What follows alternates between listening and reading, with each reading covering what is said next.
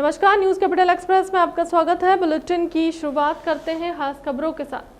मेरे से गुलाब जामुन खाकर क्या कांग्रेस के विधायक बीजेपी में गए थे? यदि आप राज्यसभा सिंधिया को दे देते हैं तो क्या चला जाता? आप देना नहीं चाहते। कांग्रेस अपने घर को मजबूत करे। कल को मुर्गा बाग गाय दूध नहीं देती है, उसके लिए मैं जिम्मेदार रहूंगा।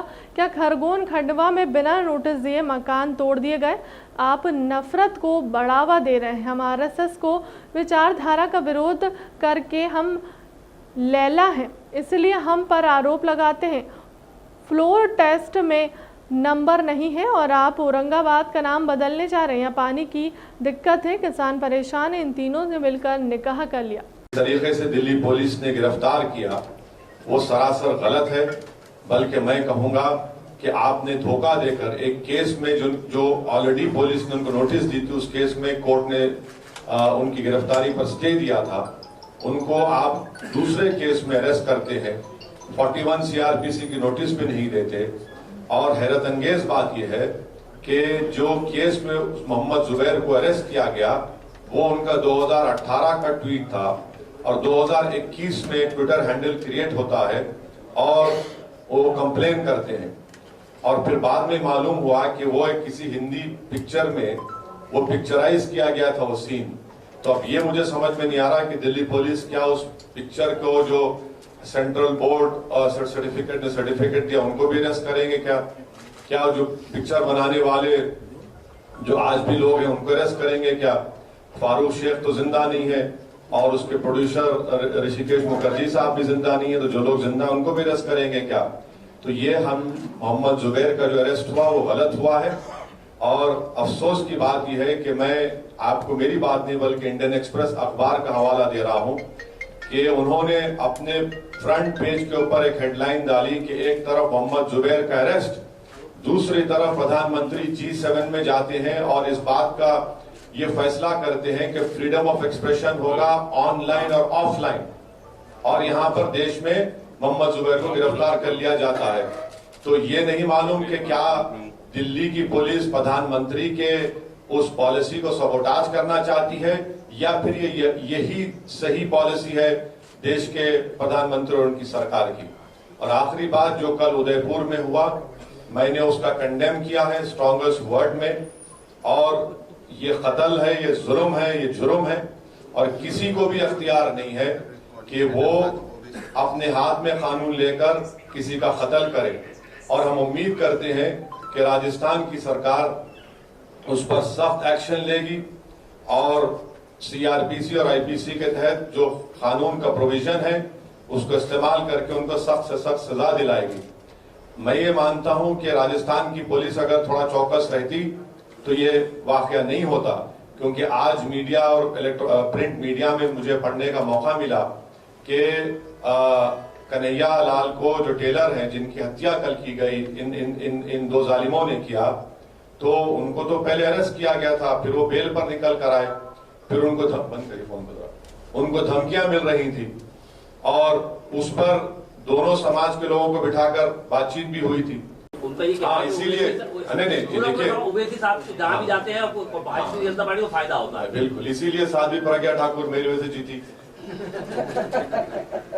20 विधायक भाग गए, सिंधिया साहब मोदी साहब के साथ बैठकर चाय पी रहे हैं मेरी वजह से। हाँ, आपको मध्य प्रदेश में जनता सरकार देती है, आप शिवराज साहब को मुख्यमंत्री बना देते हैं हमारी वजह से। ये जो साहब बोलते हैं ना, ये इनको दिमाग नहीं है। वो तेलंगाना में भी कांग्रेस के थे, कांग्रेस को दफना दिए। आंध्रा में इनकी वजह से टीआरएस बनी, वो कभी बाद में बताएंगे आपको ऑफ द रिकॉर्ड क्यों बनी। सवाल ये है कि सर आप फिर से बोलिए सर क्या? सर ये जो कट्टरता बढ़ रही है, आप कह रहे हैं कि जो कट्टरता, देखिए देश में कट्टरता सिर्फ एक समाज में नहीं है, सब समाज में बढ़ रही है, सब समाज में बढ़ रही है। तो देख भाई, जो बढ़ा रहे हैं उनको पूछिए। हम तो ये कह रहे हैं कि भारत के संविधान में रहकर प्रोटेस्ट करिए, आपको प्रोटेस्ट करना आपका राइट है, मगर कानून को अपने हाथ में लेना और आप डिसाइड करेंगे, जज और जूरी बनेंगे, वो गलत है, आप नहीं कर सकते। आपने बोला कि बढ़ा रहे, कौन बढ़ा रहे? अरे सब बढ़ा रहे हैं, उसमें कौन नहीं बढ़ा रहा? अब अब आगे ना दिल की बात जुबान में आएगी। मैं इंतजार कर रहा था कि कब आप देखिए, मैं इतनी देर से क्या कह रहा हूं, आप तो मेरे रिमार्क्स सुने हैं, कल हमारा भाषण भी सुने आप, हमारा मीडिया को बोले।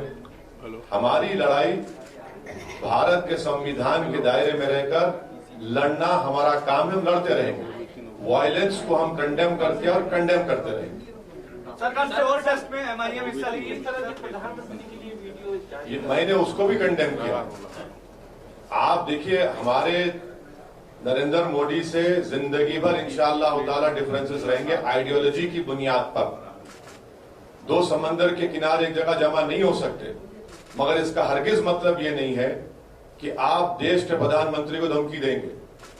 हमारे पॉलिटिकल डिफरेंसेस है और रहेंगे, मगर आप धमकी देंगे देश के प्रधानमंत्री को? वो देश का प्रधानमंत्री है, कैसा धमकी देंगे आप? सर फ्लोर टेस्ट जबलपुर के माड़ोताल थाना क्षेत्र के कटंगी बाईपास रोड के किनारे एक नाले में एक अज्ञात महिला की लाश मिली है। वहीं स्थानीय नागरिकों द्वारा मामले की सूचना थाने की पुलिस को दी गई, जिसके बाद थाने की पुलिस मौके पर पहुंची और शव को नाले में से निकलवा कर मर्ग कायम करते हुए शव को पोस्टमार्टम के लिए भेजा गया। वहीं मामले में जानकारी देते हुए सीएसपी तुषार सिंह ने बताया कि स्थानीय नागरिकों द्वारा सूचना दी गई कि नाले के बहुत ज़्यादा दुर्गंध आ रही है, जिस पर स्थानीय नागरिकों की शिकायत पर पुलिस की टीम मौके पर पहुंची और नाले के आसपास देखा तो नाले में एक महिला की लाश पड़ी हुई थी, जिसे नाले में से निकलवाया गया। वहीं लाश एक महिला की थी, अभी महिला की शिनाख्त नहीं हो पाई है।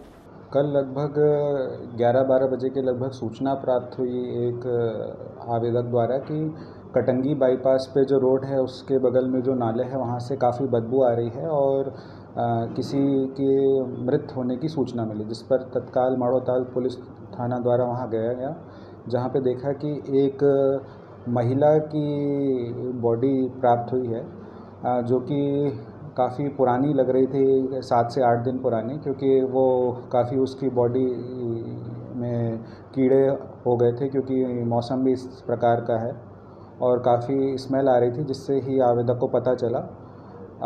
अभी तक बॉडी की शिनाख्त नहीं हो पाई है, क्योंकि उसके शरीर में ऐसा कुछ जो स्किन है वो काफ़ी गल गई है, और तो सभी आसपास के ज़िले एवं आसपास के थानों को सूचित कर दिया गया है कि अगर हाल फिलहाल में पिछले 15-20 दिन 1 महीने में अगर कोई महिला अगर कहीं मिसिंग रिपोर्ट हो या किसी के घर में कोई गुम इंसान हो तो उसकी तत्काल सूचना थाना माड़ोताल को दी जाए।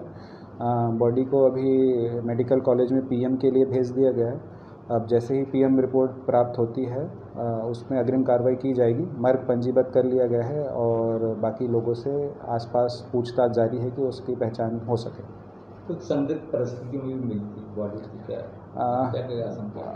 किसी भी आशंका से भी इनकार नहीं किया जा सकता, क्योंकि उसकी शिनाख्त नहीं हो पाई और जैसा मैंने आपको बताया कि काफ़ी पुरानी हो गई थी बॉडी, तो उसमें जो भी उनका कपड़े थे और जो भी बॉडी की स्किन थी वो काफ़ी गल चुकी थी और कीड़े पड़ गए थे। तो जो बेस्ट ओपिनियन है वो पीएम होने के बाद ही प्राप्त हो पाएगा। अभी किसी भी आशंका से हम इनकार नहीं कर रहे हैं। गुना जिले की राधोगढ़ विधानसभा से कांग्रेस विधायक जयवर्धन सिंह आज गुना नगर पालिका चुनाव में कांग्रेस के वार्ड प्रत्याशियों के समर्थन में प्रचार करने पहुंचे।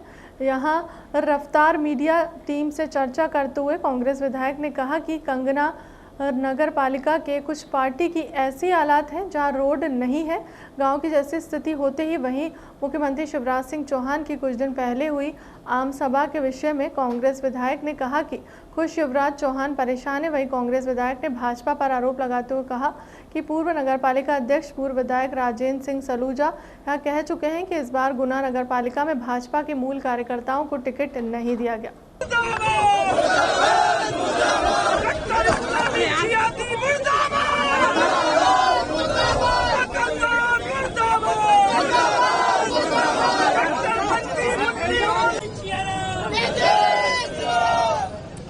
भारत माता की देश का बल, जय श्री राम, जय श्री राम।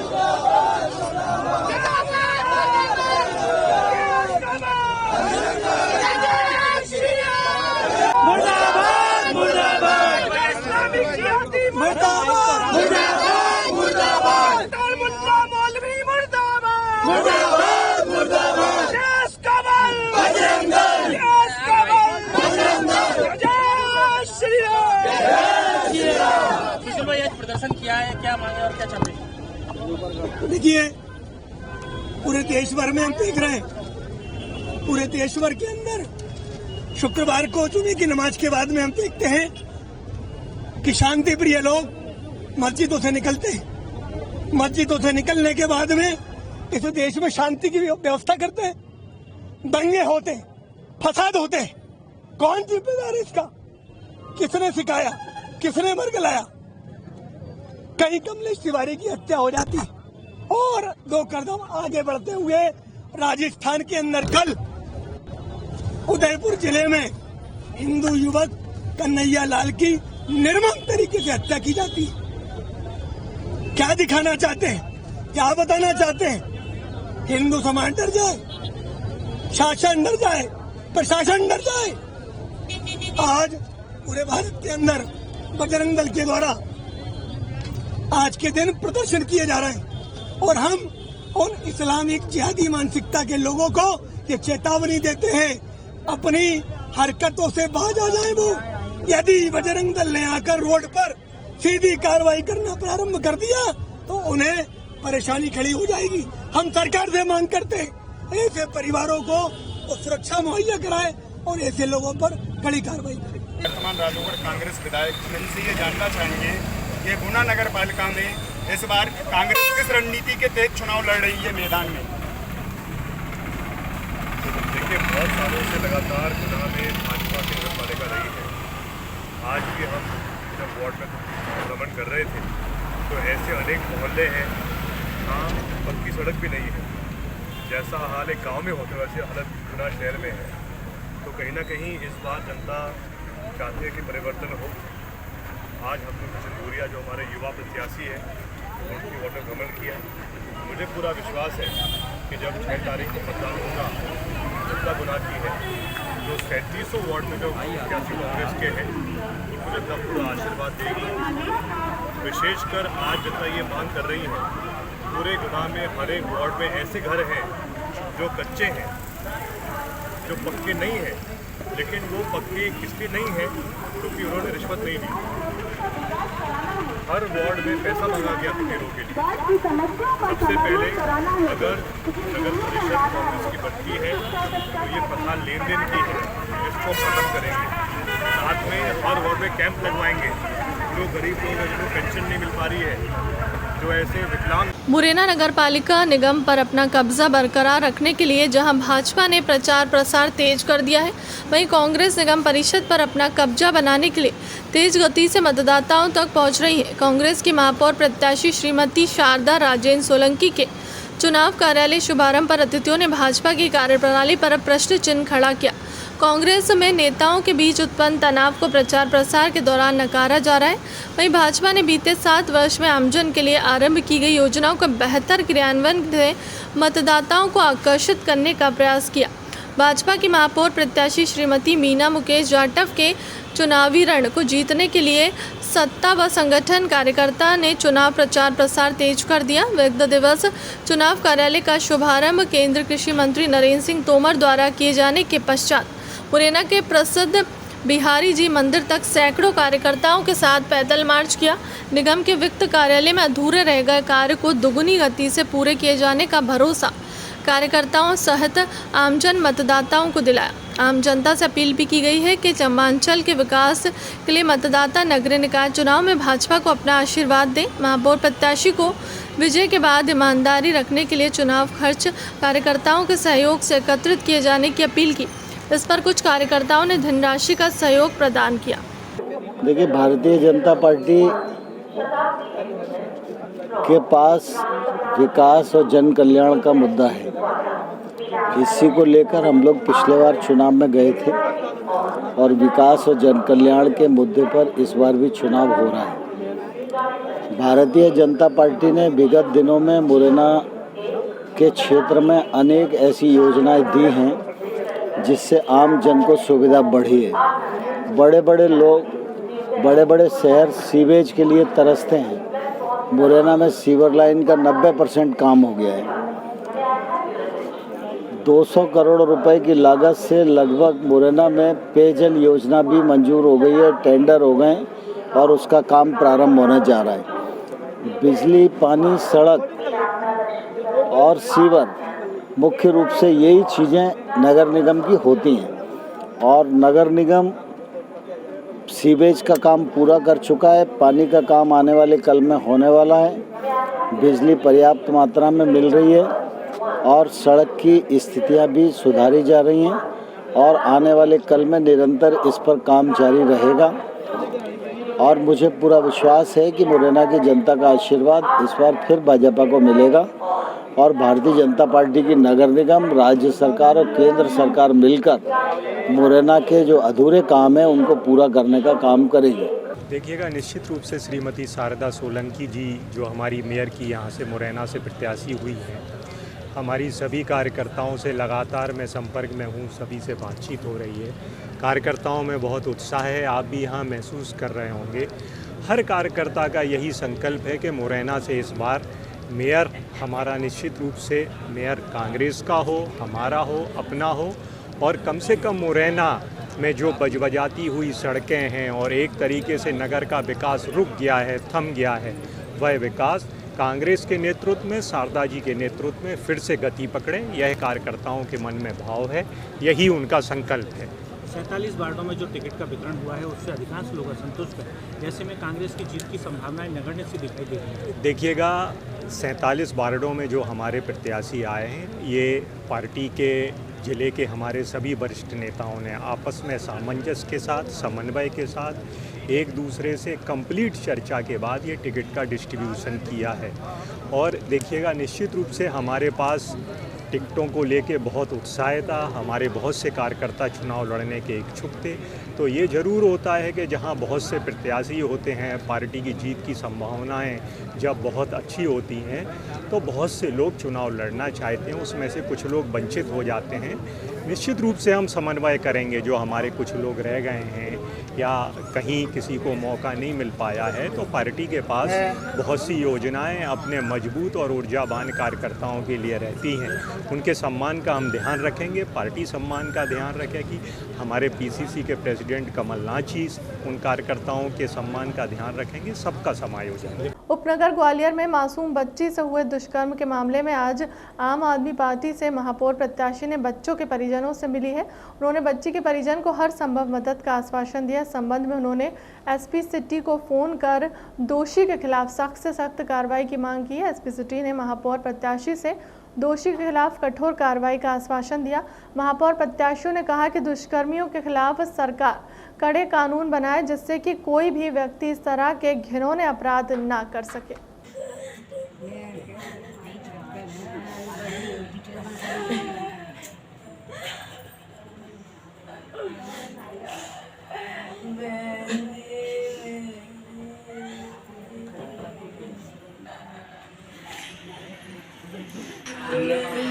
ये आदमी नहीं बचेगा, उसको फांसी नहीं चाहिए, मेरे को जिंदा चाहिए, चौराहे पे जला उसके। नहीं, देगी भी पड़ी, बोलेगी नहीं, फांसी नहीं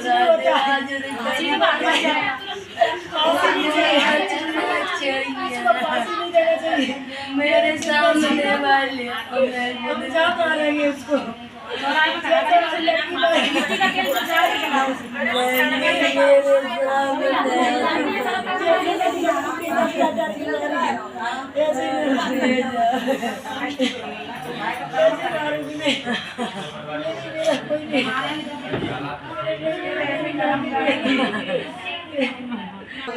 घटना हुई एक बच्ची के साथ जो रेप करके उसको मार दिया गया। हाँ, उसकी माँ भी मेरे पास है और ये माँ भी मेरे रो रही है, सब है यहाँ पर। मैं थोड़ा इन लोगों के पास आई थी, आरोपी अभी फरार है, तो मैं आपसे निवेदन करूंगी कि ये माँ जो गुहार लगा रही, जल्दी से जल्दी आप उसकी